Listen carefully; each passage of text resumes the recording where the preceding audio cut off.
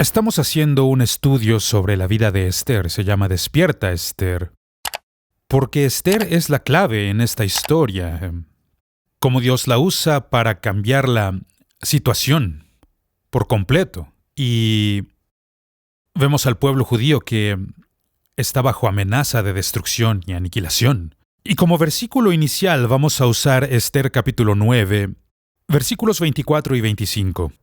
Que dice así: porque Amán, hijo de Amedata, el agageo, el enemigo de todos los judíos, había maquinado aniquilar a los judíos y había echado el pur, el echar los dados, echar suertes, para confundirlos y aniquilarlos.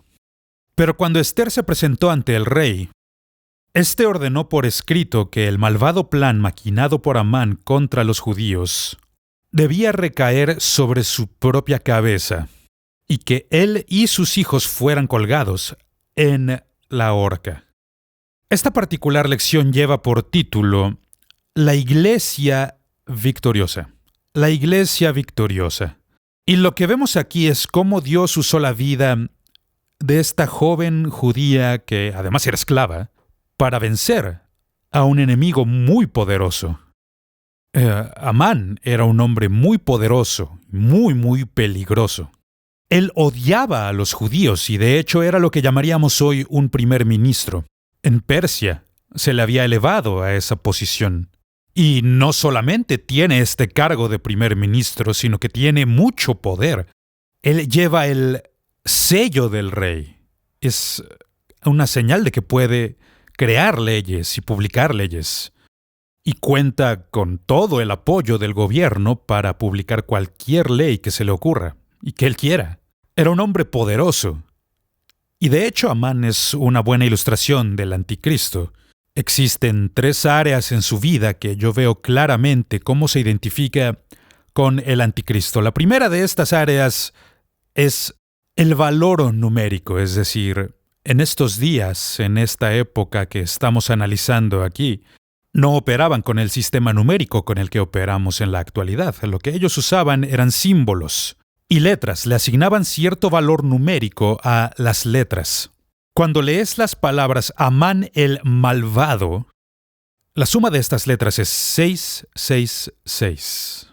Amán el malvado. Y por supuesto sabemos que este número es el que se le asigna al anticristo.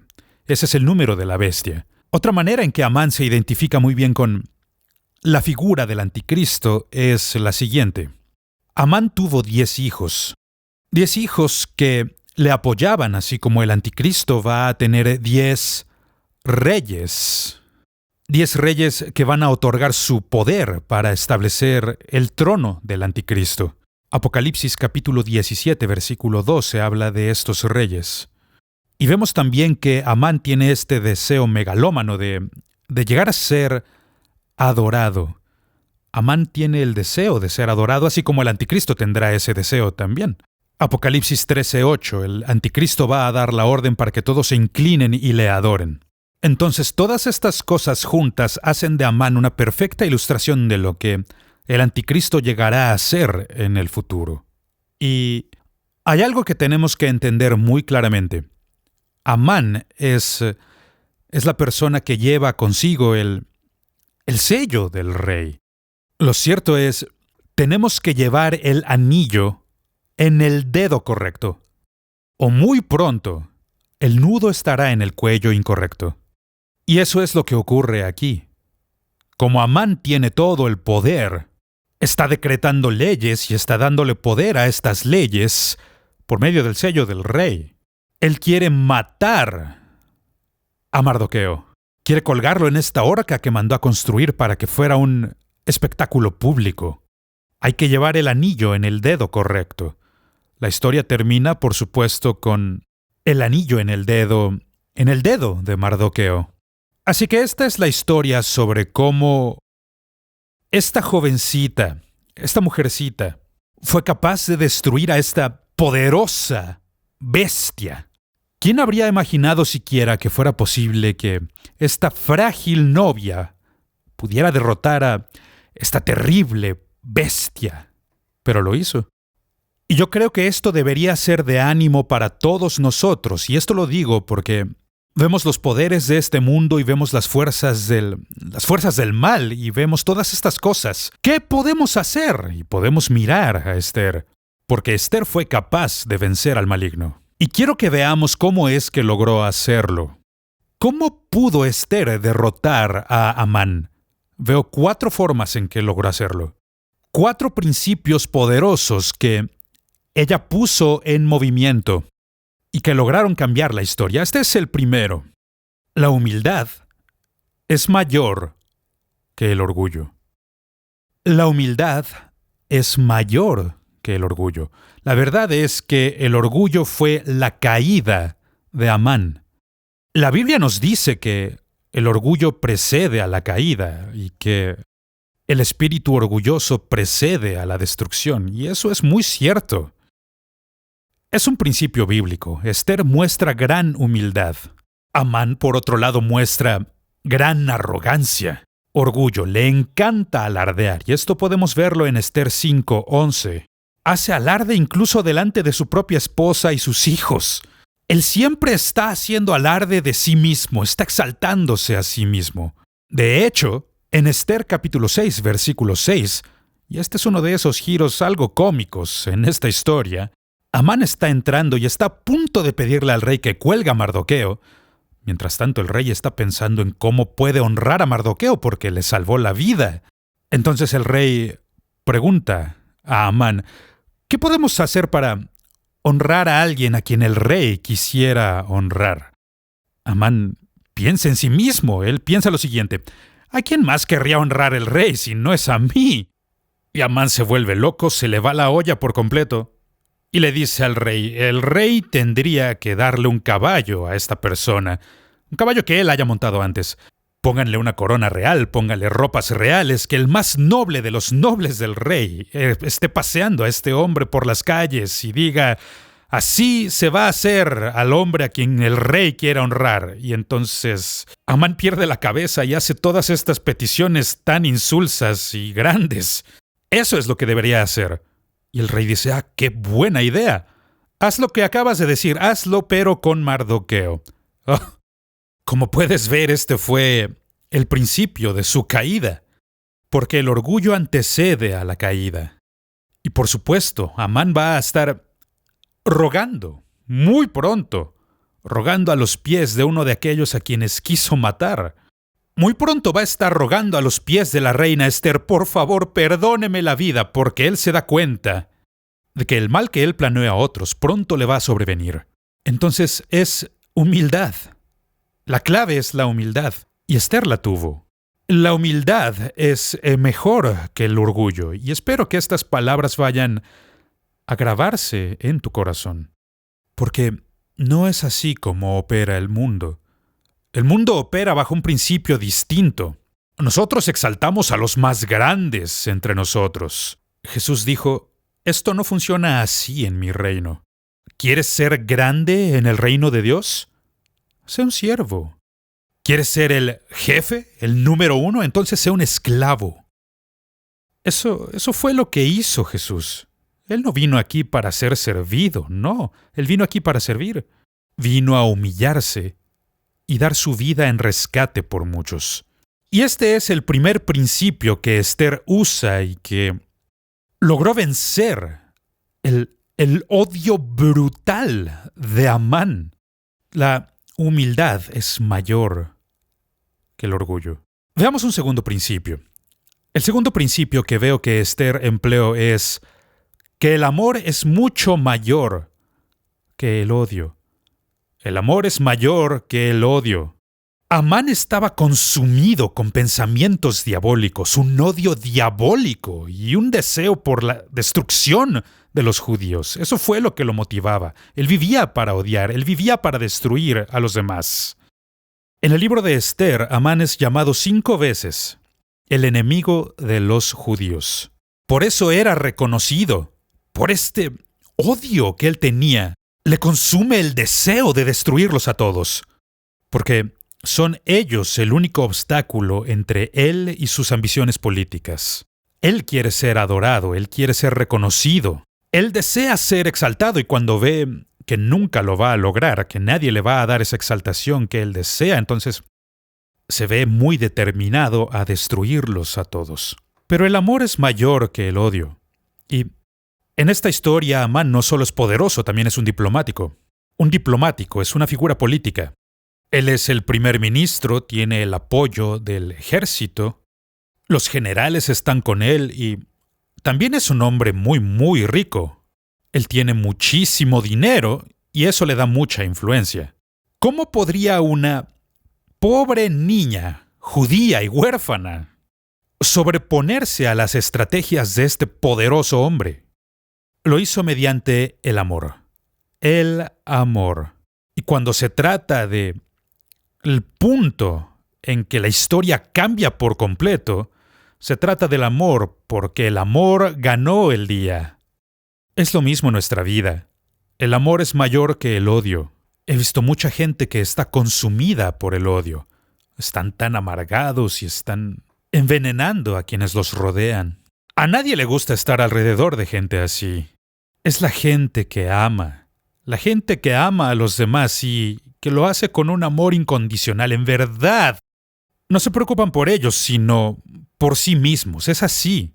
Esto es lo que distingue a Jesús de cualquier otro líder religioso, o cualquier otra figura, o cualquier maestro, en que el amor, no hay más grande amor que el que un hombre dé su vida por sus amigos. Es así. Esa fue la motivación de Cristo. Y eso lo encontramos en la vida de Esther. Fue gracias al grande amor que ella emanaba, que logró tener influencia sobre el mismo rey.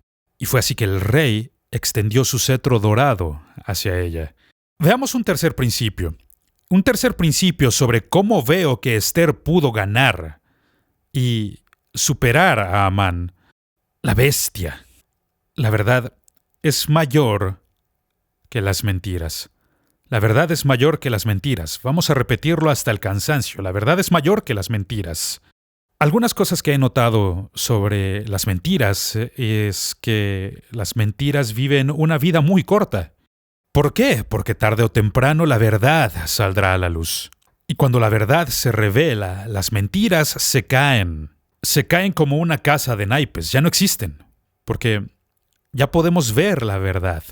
Lo cierto es que Amán, por ejemplo, reveló su verdadera naturaleza cuando fue exaltado a esta gran posición de primer ministro y recibió el sello del rey.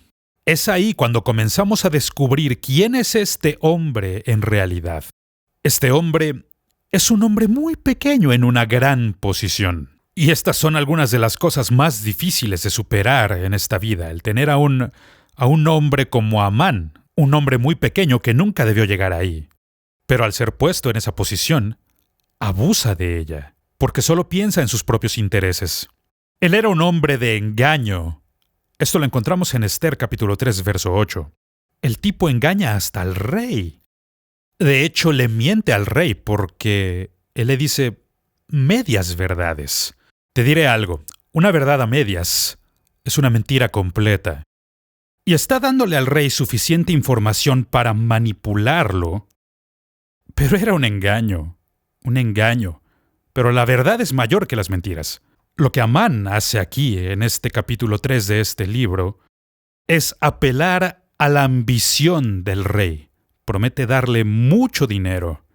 Voy a darte todo este dinero si tú me permites encargarme de estos alborotadores. Hay mucha gente aquí que está causando problemas en tu reino. Pero la pregunta es, ¿de dónde vas a sacar este dinero? De la gente que él haya matado. Va a tomar el dinero de esta gente que él quiere destruir. El rey no pregunta de dónde va a salir este dinero, él solo quiere ganar mucho más dinero del que ya tiene. Me hará falta el dinero porque hay guerras que financiar y hay que cuidar de todo un imperio. Así que no hace preguntas, solo le gusta tener más dinero. El rey está contento, pero Amán está operando bajo el principio de engañar, el engaño. Y el engaño nunca va a durar. La Biblia nos dice que el Espíritu Santo es el Espíritu de verdad. Esto lo vemos en Juan 16:13. El Espíritu Santo es el Espíritu de verdad. Y a mí me sorprende al enseñarle a los jóvenes en nuestra cultura a día de hoy que, pues, ellos creen, o muchos de ellos creen en la ética de la situación. ¿Qué quiere decir? Depende, si la situación amerita mentir, pues miente. Si amerita decir la verdad, di la verdad.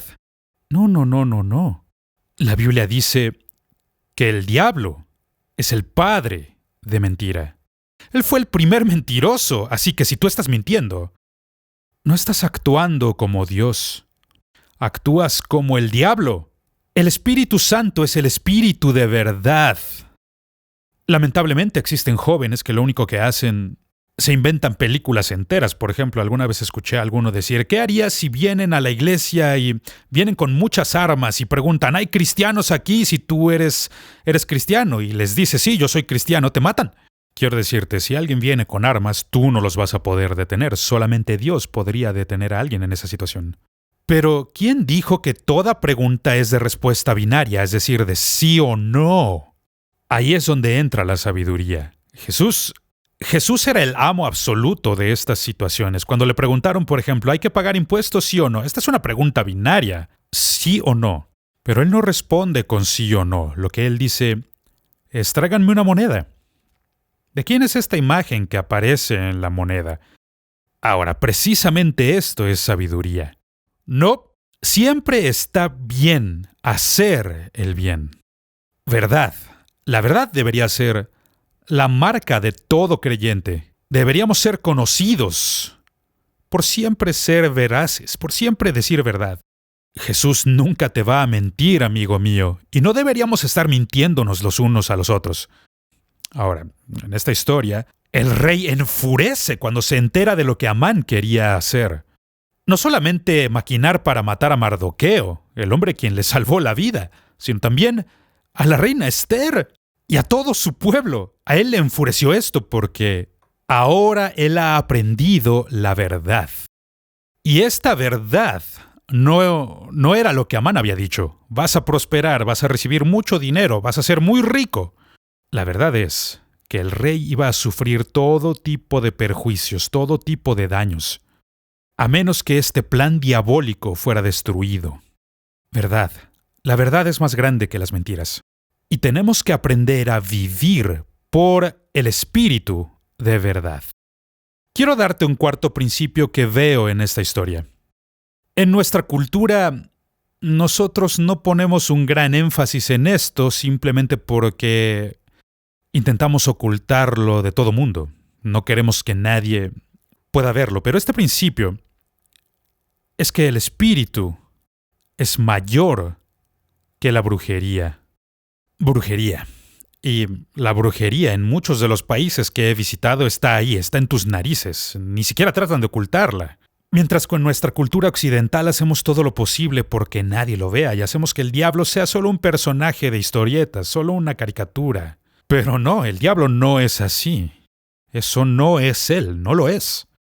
Amán usa brujería para determinar el día de la destrucción. En la lección pasada hablamos sobre el Purim, el Pur, estas cosas que los persas usaban como dados, algo para echar las suertes y hacer todo esto como una brujería, para saber el día de la destrucción de los judíos. Esther fue capaz de vencer este plan de brujería mediante el poder de Dios, la sabiduría que viene de Dios. Ella pudo vencer todo esto. Pudo vencer al mal mediante el Espíritu Santo, porque el Espíritu Santo es mayor que la brujería. En Gálatas 5:20, la Biblia nos dice que la brujería es una de las obras de la carne.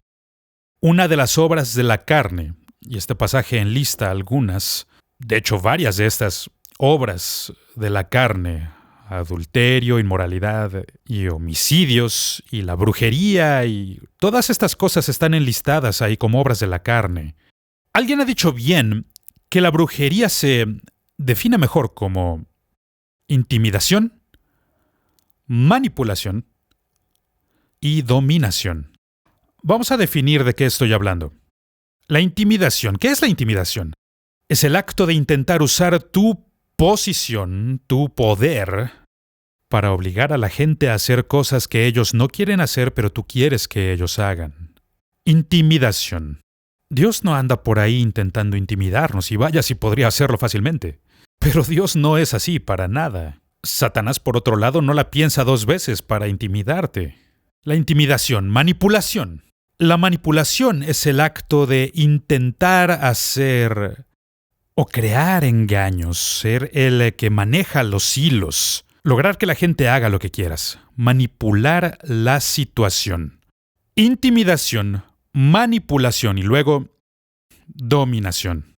La dominación es cuando intentas controlar a las personas con el fin de esclavizarlas, tomar control sobre ellos. Y como dije, Dios no opera así.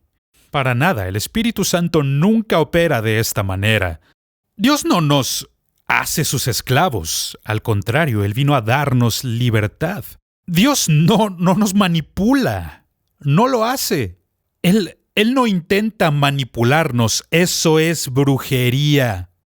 Y yo lo he visto muchas veces en la iglesia. Hay un espíritu de brujería que controla la vida de la gente y trata de controlar a la iglesia, trata de controlar a la congregación.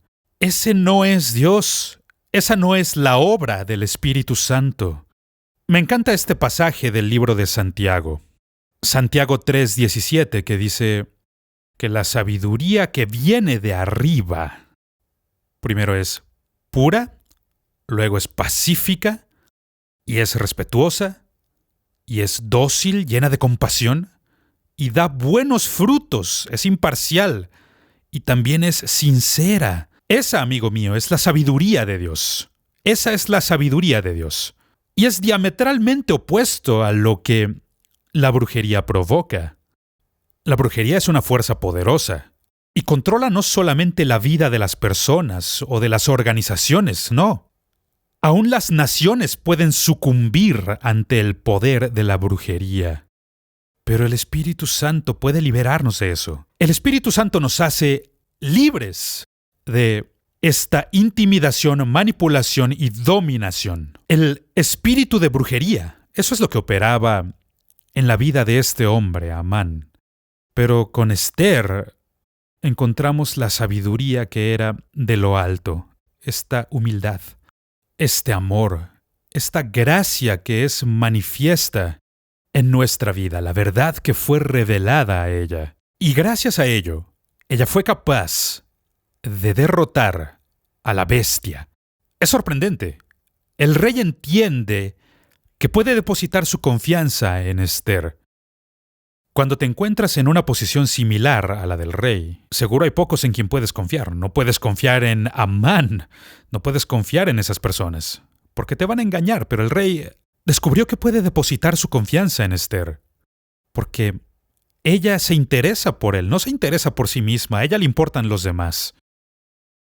Entendió que podía confiar en ella, y me pregunto por nuestra vida.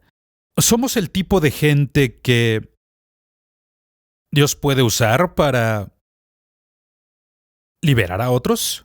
¿Somos el tipo de personas que pueden marcar la diferencia en el mundo que nos rodea? ¿Somos el tipo de persona en quien pueden depositar poder? ¿A quien pueda dársele el sello y quien no va a abusar de esa autoridad? Fue así como esta joven esclava judía pudo vencer el poder del primer ministro del imperio persa.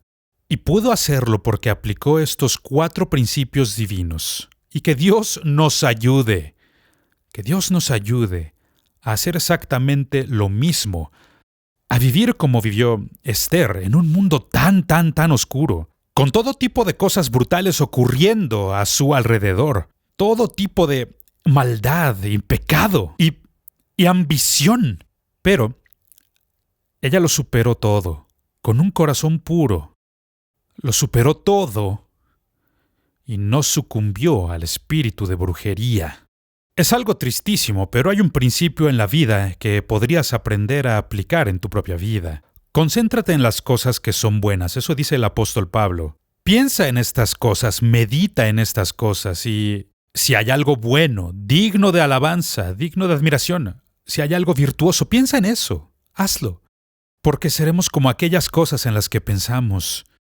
Por ejemplo, Esther en este corrupto imperio persa en el que la violencia y la maldad están por todos lados. Ella no sucumbió a estas cosas.